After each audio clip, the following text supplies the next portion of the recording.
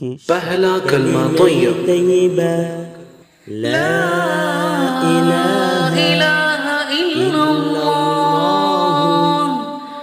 मुहम्मदुर रसूलुल्लाह ला इलाहा इल्लल्लाह मुहम्मदुर রাসূলুল্লাহ।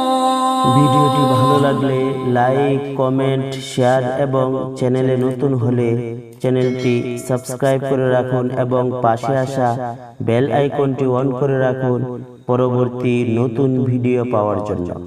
আল্লাহ হাফেজ।